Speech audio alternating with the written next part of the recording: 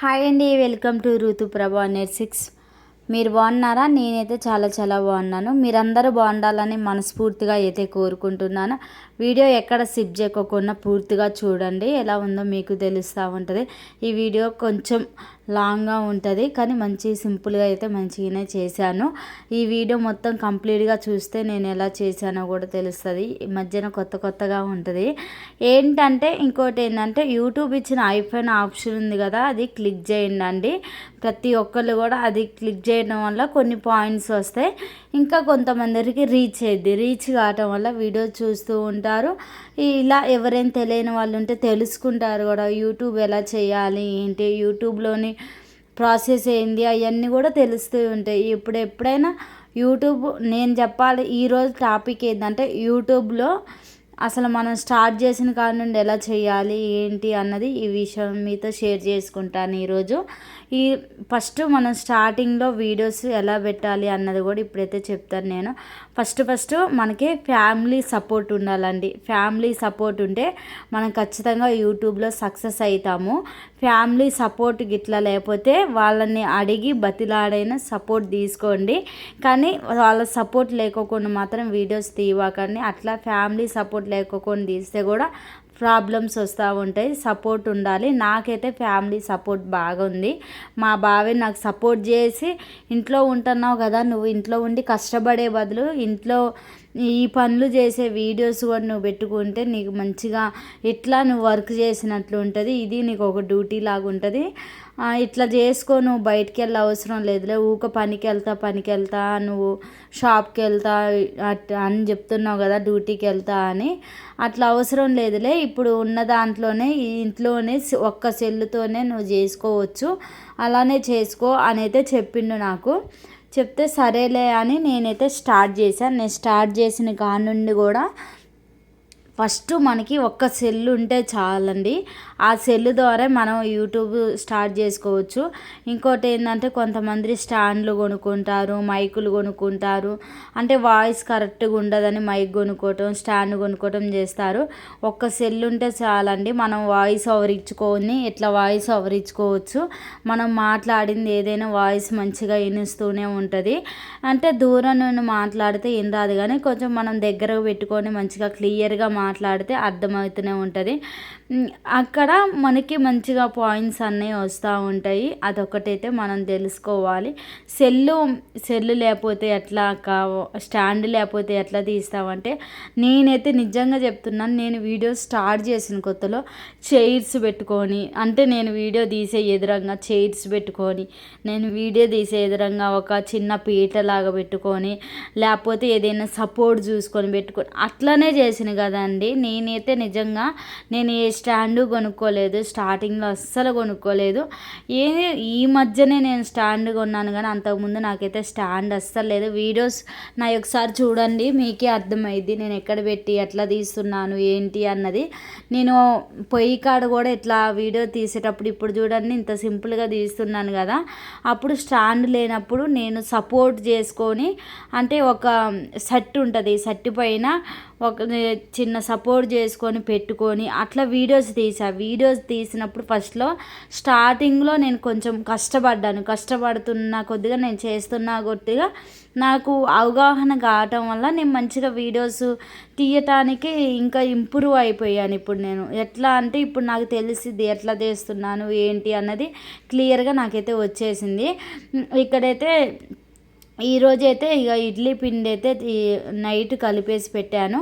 నేను ఎప్పుడైనా మీతో షేర్ చేసుకుంటూ ఉంటాను. ఇడ్లీ పిండి ఖచ్చితంగా ఒక 3 days 4 days వచ్చేలాగా కలుపుకుంటాను, లేకపోతే ఒక 2 days వచ్చేలాగైనా కలుపుకుంటాను, కానీ నేను అప్పటికప్పుడే అయిపోయేటట్లయితే చేసుకోను, మళ్ళీ ఇబ్బంది పట్టవు ఎందుకని అని చాలాసార్లు మీతో షేర్ చేసుకున్నాను. ఎప్పుడు కూడా ఇడ్లీ పిండి ఒక గిన్నెలోకి అయితే తీసుకున్నాను, మళ్ళీ రేపు చేసుకోవచ్చు అన్నట్లయితే తీసుకున్నాను. తీసిన తర్వాత ఇడ్లీ పిండి ఫ్రిడ్జ్లో పెట్టేసి మళ్ళీ ఇడ్లీ పిండి కలిపేసి దాంట్లో సాల్ట్ వేసి కలిపేసాను. కలిపేసిన తర్వాత ఇడ్లీలన్నీ పాత్రలోకి వేసేసి స్టవ్ ముట్టించాను. అటు సైడ్ అయితే నీళ్ళు కాగుతున్నాయి, ఇటు సైడ్ అయితే ఇడ్లీ అవుతుంది. అంతలోకే పిల్లలకి నిన్న బాదం, పిస్తా, జీడిపప్పులు ఇవన్నీ కొనుక్కొచ్చిందని చెప్పాను చెప్పాను కదా, అవన్నీ అయితే నైట్ నానేసాను. నైట్ నానేసి మార్నింగ్ పిల్లలకి పొట్టు తీసి ఇలా అయితే ఓల్చేస్తున్నాను. అంతకుముందు చేశాను, మధ్యలో ఆఫ్ చేశాను, మళ్ళీ స్టార్ట్ చేద్దామని అయితే స్టార్ట్ చేశాను. తర్వాత ఇవి కూడా ఈ వాల్నట్స్ ఇవన్నీ ఉన్నాయి కదా, అవి కూడా పిల్లలకు కొనుక్కొస్తే అవి కూడా ఒలిచి అయితే ఇస్తున్నాను. ఇంకా తర్వాత బావకు కూడా గింజలు ఇవి కూడా నానేసాను. అంటే ఏంటంటే ఏదో జీడిపప్పులు ఏదో గింజల పేర్లు చెప్పిండు. అవి అవి 2 నానేసి 2 శుభ్రంగా కడిగేసి రెడీగా అయితే పెట్టాను. వాళ్ళైతే ముఖం కడుక్కుంటున్నారు. అటు సైడ్ అయితే పాలు పెట్టా, పాలు అయితే కాగుతున్నాయి. నీళ్ళు దింపేసి పాలు పెట్టేశాను. తర్వాత ఇడ్లీ కూడా దింపేశాను. ఇప్పుడైతే చాయ్ పెడదామని అయితే చాయ్ పెడుతున్నాను.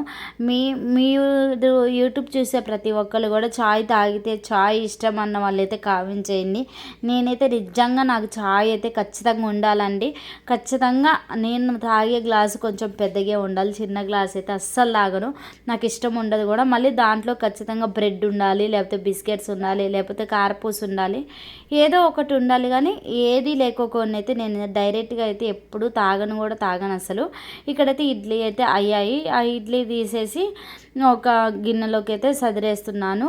ఇంతకుముందు నాకు హాట్ బాక్స్ ఉండేది. ఆ హాట్ బాక్స్లోని నేను అంతకుముందు అమ్మ తెచ్చింది కారం ఉంటే ఆ కారం అల్లైతే పెట్టేశాను.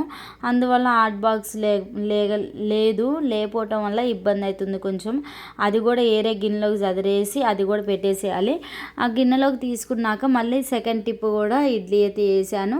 ఇప్పుడు వేసింది పిల్లలకి వాళ్ళకి టిఫిన్స్కి ఇప్పుడు పెడతాను. రెండోసారి వేసిందేమో మేము తినటానికి పెడతాను. వాళ్ళ స్కూల్కి కూడా ఇప్పుడు స్నాక్స్ టైంలో తినటానికి ఒక 2-3 ఇడ్లీలు అయితే పెట్టుకొని వెళ్తాను. అంటే టిఫిన్ ఏది చేస్తే అది ఖచ్చితంగా తీసుకొని అయితే వెళ్తున్నారు. పిల్లలు చిన్నపిల్లలు కదా, ఆకలి ఎక్కువ అవుతుందంట, అందుకే తీసుకొని అయితే వెళ్తున్నాను. ఎక్కడ ఆఫ్ చేశాను నేను, యూట్యూబ్ సెల్ ఉంటేనే మనకి స్టార్ట్ అయ్యిద్ది. అదైతే ఆ పాయింట్ అయితే అయిపోయింది కదా. నెక్స్ట్ ఏంటంటే మనకు ఖచ్చితంగా 1000 సబ్స్క్రైబర్స్ అయితే ఉండాలి మనకి. తర్వాత మనకి 4000 గంటలు రావాలి.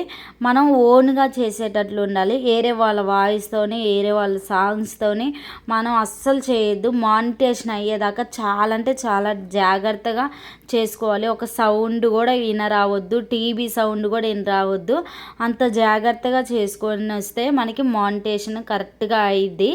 తర్వాత ఏంటంటే మనం మానిటేషన్ చేయటానికి కూడా అంటే మినీ మానిటేషను, ఇంకటి మానిటేషన్ ఉంటుంది. అంటే 500 సబ్స్క్రైబర్సు 1000 మంది అయిన తర్వాత మళ్ళీ 3000 గంటలు అయిన తర్వాత చిన్న మానిటేషన్ ఉంటుందంట. తర్వాత మళ్ళీ పెద్ద మానిటేషన్ ఏమో 4000 గంటలు అయిన తర్వాత మళ్ళీ పెద్దది ఉంటుంది.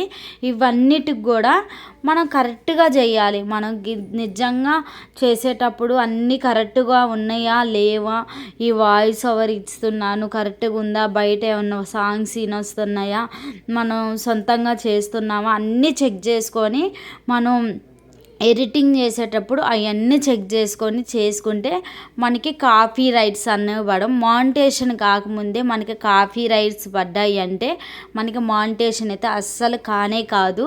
మనం యూట్యూబ్ చేసేటప్పుడు అన్నీ గమనించుకొని యూట్యూబ్ చేయాలి.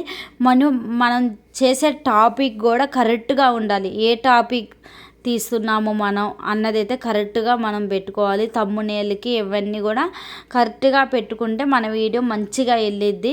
వీడియో తీసేటప్పుడు కూడా ఫోక్స్ ఎలా ఉంది ఏంటి అన్నది చెక్ చేసుకోవాలి. చెక్ చేసుకోవటం వల్ల మనకి మంచిగా వస్తుంది, రీచింగ్ కూడా ఎక్కువ వస్తుంది, ఎక్కువ మంది చూడటానికి ఉంటుంది, బాగుంటుంది, చాలా బాగుంటుంది. అట్లా చేసుకోవటం వల్ల మనకి మానిటేషన్ అయిపోయిన తర్వాత డాలర్స్ అయితే స్టార్ట్ అవుతాయి. $100 కంప్లీట్ కావాలి. $100 కంప్లీట్ కావాలంటే మనం ఇంకొంచెం కష్టపడాలి. ఇంకా ఏదైనా కానీ మనం ఒక పని మొదలు పెట్టామంటే దాని మీద ఫోకస్ ఎక్కువ పెట్టాలి. ఫోకస్ ఎక్కువ పెట్టడం వల్ల మన వీడియోస్ కూడా ముందుకెళ్తూ ఉంటాయి. చాలా జాగ్రత్తగా చేసుకుంటూ వెళ్తూ ఉంటే మనకి ముందుగా వెళ్తూ ఉంటాయి. ఫోకస్ కూడా చాలా పెట్టాలి. అంటే మనం వదిలేయకూడదు, ఇక రావట్లేదులే పాయింట్స్ రావట్లేదులే, వీడియోస్ వెళ్ళట్లేదులే అనేది అస్సలు అనుకోకూడదు. వీడియోస్ వస్తాయి, మీరు ట్రై చేస్తూ ఉంటే మనకే వీడియోస్ వస్తూ ఉంటాయి. దానికోసం పోరాడితే ఖచ్చితంగా ఏదో ఒక టైంలో మనం సక్సెస్ అవుతాము. ఇంకా ఇంకో విషయం ఏంటంటే ఇక్కడైతే ఈ రోజైతే మంచిగా మనకు గ్లోయింగ్ కోసం అయితే నేనైతే ఒక ట్రిప్ అయితే పాటించాను. దాని ద్వారా నాకు మంచిగా ఉంది ఇప్పుడు. అందుకే నేను కూడా మీతో షేర్ చేసుకుంటున్నాను. మన కాడ టీ పొడి ఉన్నా కానీ టీ పొడి ఖచ్చితంగా పసుపు, పెరుగు, తర్వాత టమాటా ఇవన్నీ కలిపేసుకోవాలి. కలిపిన తర్వాత టమాటా అది కట్ చేస్తాం కదా, ఆ పులుసు కూడా పోసి కలిపేసుకోవాలి. తర్వాత టమాటా కట్ చేసిన ముక్కు ఉంటుంది కదా, కొంచెం డ్రై అయిన తర్వాత మనం క్లీన్ చేసుకోవాలి. ఇట్లా చేసుకోవటం వల్ల చూడండి ఎంత నీట్గా కలర్ చేంజ్ అవపడుతుందో మనకి. ఇలా నీట్గా అవపడుతూ ఉంటుంది. చాలా అంటే చాలా బాగుంటుంది. నేనైతే ఇప్పుడు వారానికి 2 టైమ్స్ అయితే ఇలా చేస్తున్నాను. మీరు కూడా ఒకసారి ఇలా చేసి చూడండి నా ఫేస్ ఎంత క్లియర్గా ఎంత నీట్గా ఎట్లా అవపడుతుందో. అంటే మనకి ఏమన్నా మచ్చలు ఉన్నా అలాంటివి ఉన్నా కూడా పోతాయి. కళ్ళ కింద బ్లాక్గా అవుతూ ఉంటాయి. అట్లా కూడా మనకి యూజ్ అయ్యిద్ది. ఇక ఇదైతే ట్రిప్స్ పాటించండి. ఇక్కడైతే ఇక నైట్ అయితే సర్కస్ వాళ్ళు వచ్చారు. సర్కస్ వాళ్ళు ఎలా చేశారో చూడండి. ఆ బిందెలు 5 బిందెలు నెత్తన పెట్టుకొని సన్న తీగ మీదైతే నడుస్తుంది ఆ అమ్మాయి. ఇటేమో కడ్డీ పట్టుకుంది. అసలు ఎట్లా నడుస్తుందో అర్థం కాలే. చాలా ఆశ్చర్యపోయాను నేను ఈ వీడియో చూసి కూడా ఆశ్చర్యపోయా. దగ్గర నుంచి చూసి నాకు చాలా అంటే చాలా షాక్ అయిపోయినా నేను. వామ్మో ఇంత కష్టపడుతున్నారు వాళ్ళు, అంటే రూపాయి సంపాదించడానికి ఎంత కష్టపడుతున్నారు వాళ్ళు. వాళ్ళకి 3 పిల్లలు. 3 పిల్లల్ని తీసుకొని వచ్చి సర్కస్ చేస్తుంటే చిన్న పాప ఆ కడ్డీ మీద నిలబడి పండుకొని గంట సేపు ఉందండి. నాకైతే చాలా బాధ అనిపించింది అది చూసినప్పుడు. ఆడబిడ్డ ఇప్పటి నుండే ఎంత కష్టపడుతుంది అని అయితే చాలా అంటే చాలా బాధ అనిపించింది. ఎప్పుడైనా మనం ఆడపిల్లల్ని నిజంగా చిన్న చూపు చూస్తారు, కానీ వాళ్ళు ఎంత కష్టపడితే వాళ్ళు అట్లా నిలబడి ఉంటారో అర్థం చేసుకోండి. చిన్న పిల్లల కోసం వీళ్ళు ఎంత ప్రయాసపడుతున్నారో. నాకైతే ఈ వీడియో చూసినప్పుడు నిజంగా ఎంత బాధ అనిపించిందో. ఇక అట్లా వెళ్ళింది, ముందుకెళ్ళి మళ్ళీ వెనక్కి నడుచుకుంటూ వచ్చి అక్కడైతే పెట్టేసి కూర్చుంది. అట్లా చిన్నగా కూర్చున్నాక మళ్ళీ ఇంకోటి గొంతు కాడ తీగ అది పెట్టుకొని కడ్డీ పెట్టుకొని చేసింది. అది చూసినప్పుడు నిజంగా నా కళ్ళ ముందు నీళ్ళు తిరిగిపోయినాయి. అసలు చాలా బాధ అనిపించింది. బాయ్ అండి.